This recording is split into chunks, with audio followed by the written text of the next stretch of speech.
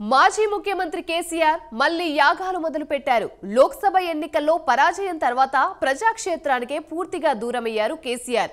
Budget ప్రవేశపెట్టిన రోజున అసెంబ్లీకి హాజరైన కేసీఆర్ ఫామ్ హౌస్ కే పరిమితమయ్యారు. తాజాగా ఆయన సతీ సమేతంగా యాగాలు మొదలుపెట్టారు. ఎమ్మెల్సీ కవిత తీహార్ జైలు నుంచి విడుదల కాగానే కేసీఆర్ యాగాలు మొదలుపెట్టారు. అసలిప్పుడు ఆయన యాగాల బాట పట్టడం వెనుక లెక్కలేంటి?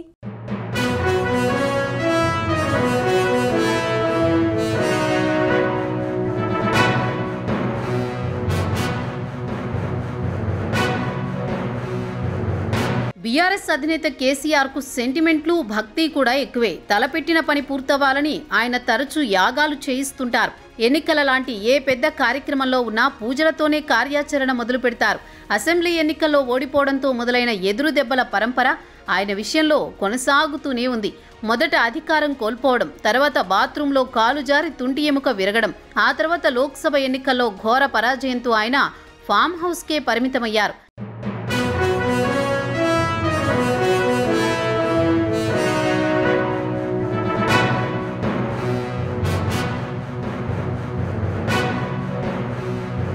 ఇక 10 ఏళ్లు ఆయన ముఖ్యమంత్రిగా ఉన్నప్పుడు తీసుకున్న అనేక నిర్ణయాలను కాంగ్రెస్ ప్రభుత్వం తిరగదోడుతోంది. విద్యుత్ రంగంలో అవకతవకలపై కమిషన్ విచారణ జరుగుతోంది. అలాగే కాళేశ్వరం, మేడిగడ్డ ప్రాజెక్టుల నాసిరకం నిర్మాణాలు, అవినీతిపై కూడా విచారణ జరుగుతోంది. మరోవైపు కేటీఆర్ కు చెందిన జన్వాడ ఫామ్ హౌస్ హైడ్రా ఉచ్చులో బిగుసుకునే అవకాశం కనిపిస్తోంది.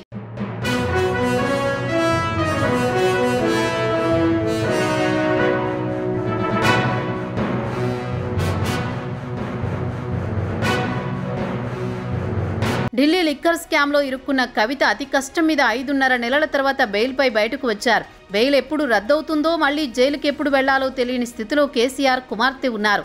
అదలా ఉంటే వరుస వలసలతో బీఆర్ఎస్ ఖాళీ అయిపోతోంది. ఎమ్మెల్యేలు, ఎమ్మెల్సీలు ఎవరు ఎప్పుడు కారు దిగిపోతారో చెప్పలేని పరిస్థితి. ఇలాంటి పరిస్థితుల్లో కేసీఆర్ మళ్లీ దేవుడిపైనే భారం వేస్తున్నట్లు కనిపిస్తున్నారు.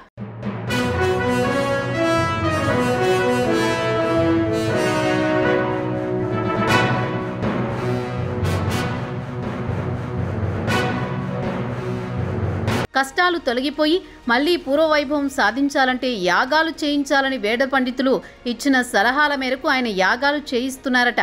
ఆ క్రమంలో సిద్దిపేట జిల్లా గజ్వేలు నియోజకవర్గంలోని ఎర్రవల్లి ఫామ్ హౌస్లో మాజీ ముఖ్యమంత్రి కేసీఆర్ చండీ హోమాన్ని నిర్వహించారు. ఈ చండీ హోమంలో కుటుంబ సభ్యులతో పాటు కొంతమంది పార్టీ నాయకులు, నేతలు పాల్గొన్నారు. బడ్జెట్ ప్రవేశపెట్టిన రోజు సభకు హాజరైన కేసీఆర్ తర్వాత ప్రజా జీవితంలో కనిపించలేదు.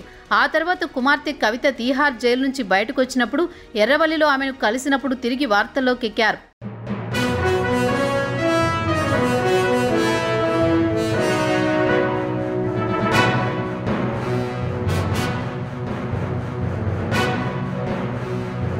ఇప్పుడు యాగాలతో మళ్లీ వార్తల్లో నిలుస్తున్నారు. ఇక్కడ కూడా ఆయన తన సెంటిమెంట్ ను కొనసాగిస్తుండడం విశేషం. ఆయన నమ్మిన అదృష్ట సంఖ్య 6. ఆయన కారు నెంబర్తో సహా ఏ కార్యక్రమాన్ని చేసినా తప్పకుండా 6తో లింక్ ఉండాల్సిందే.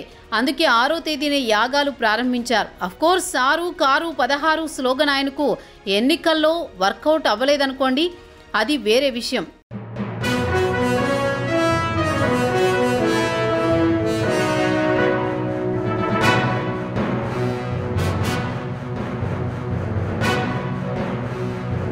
త్వరలో స్థానిక ఎన్నికలు కూడా రాబోతున్నాయి. వలసలతో నిర్వీర్యమైపోతున్న పార్టీని పునర్నిర్మించుకోవడం, కుమార్తె కవిత క్షేమంగా కేసు నుంచి బయటపడేలా చూసుకోవడం ప్రస్తుతం కేసీఆర్ ముందున్న లక్ష్యాలు.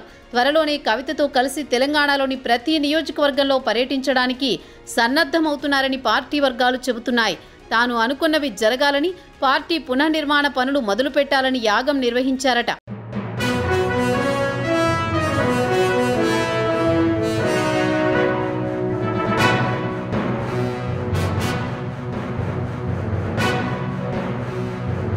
రెండు 2015-2018 సంవత్సరాలలో ఎర్రవెల్లి ఫామ్ హౌస్లో రాజశ్యామల యాగం చేశారు.